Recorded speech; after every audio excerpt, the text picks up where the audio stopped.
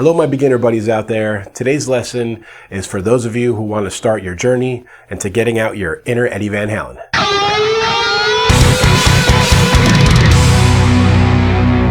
Alright, so the first thing that happens with new students, I always find when they're learning to tap, is having trouble getting sound out of the note that they're tapping with their right hand.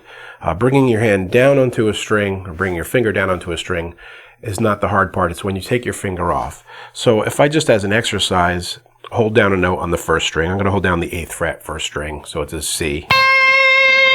And I'm going to tap to the 12th fret, which is an E. So when you start out, you bring your finger down and you just pick it up.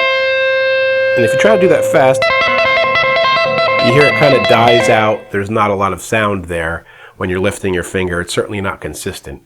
And so the issue, or the lesson here, which is really the meat of this entire lesson, is that you have to take and almost lift your finger up, and so it pulls off of your finger when you exit the right hand tapping part that you did. I can almost bend it to accentuate. So it has that kind of snapping feel. Same as when you're doing trills or hammer-ons with your left hand. You don't just and then lift up, you actually pull a little bit. Doing the same thing with the right hand. So when you first start doing this, a lot like what happened when you started playing guitar at the very beginning, you have to build up calluses.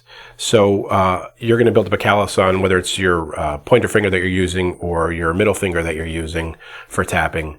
It'll hurt a little bit at first, just like your left hand did when you were first learning. So be prepared for that. It's going to take a little bit to build up those calluses. Now in the example song, on the intro track I did there, I did a very basic kind of early Van Halen Eruption style. It's just a triplet, 3 notes that I'm tapping. And I'm going to include tabs in the PDF below here to what I did so you can see. But I just want to quickly go over it with you. I am, instead of just doing the 1 note pull off I did there, I'm pulling from 12 to 5 and then hammering on with my left hand to 8. That's it. It's a basic triplet. And when you play them fast, they start to sound pretty cool. Sounds like you're doing a lot more than you are. Especially to a listener, someone that doesn't play guitar, they hear that and sounds like a real shredder. So now the trick to doing something more with it is that you have to kind of learn your scale for whatever song you're in. Not up and down in a box like you first learn. A lot of people use their pentatonics. Right, you want to learn it up and down the string. So if I'm, in this example, it was A minor, which is C major, no sharps, no flats. I'm thinking about what my right hand's doing. I've already found something with my left hand that works. It's just A and C. And my right hand can just go up the scale. I have an E, F, G, A.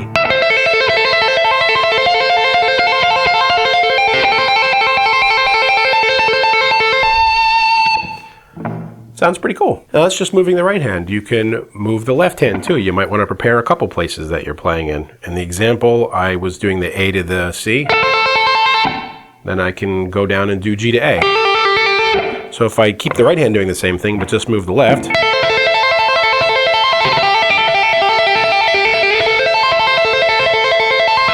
you can hear there's a little interval there where I kind of slide. It can be a little bit difficult to stay in time. So that's something you're going to have to work on a little bit, but it won't take too long to get. And this kind of stuff that I'm playing here, this is really kind of the early 80s, the early Van Halen stuff that you've heard plenty of. And in the time since, people have come up with all crazy permutations of tapping and mixing in with arpeggios and all this kind of stuff and multi-finger tapping. But this is just a lesson for beginners, so we're sticking with that. And you can even take, when you want to kind of take the next step, and do the same techniques, but do like a couple of the patterns on the first string and then move to the second string with the same thing.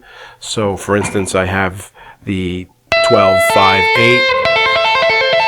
That also works in this key on the B string because it's a B, E, and G. So I can go.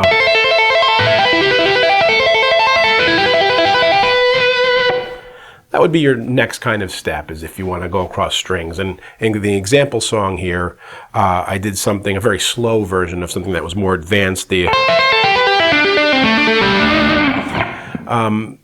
played fast, you end up with more like advanced players type of run there.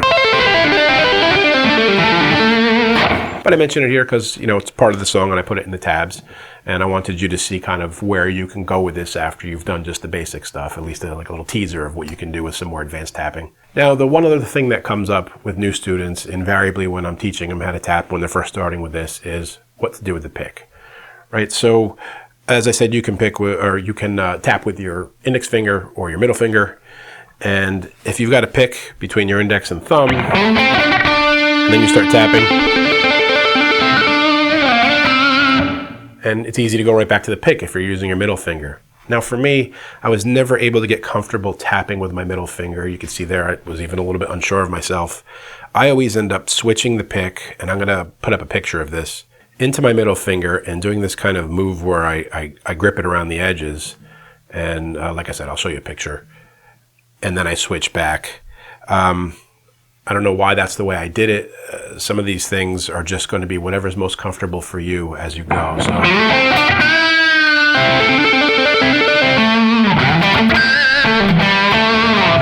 just back and forth with it.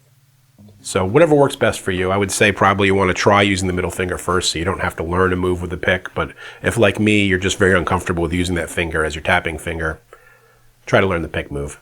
So for your 101 kind of tapping lesson here, that's really all there is to cover. The most important thing is learning that little pull-off move with your right hand so you get a consistent tone.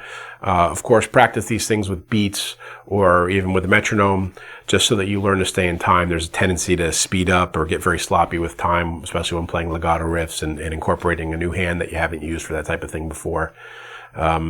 Also, even though you could be playing something that is considered the earliest form of tapping, you can make very musical things out of it. Like you saw I harmonized there. Think about writing parts with this stuff rather than just trying to write this big long line of shred. It's a useful compositional tool, not just a lead guitar tool. And that's probably where you want to focus on first so that you're, like I say at the end of every one of my videos, making great music. So that wraps it up for today, guys. As always, I will see you next time, and keep making that great music. Hey friends, don't forget to subscribe and turn on notifications. It makes the whole world better.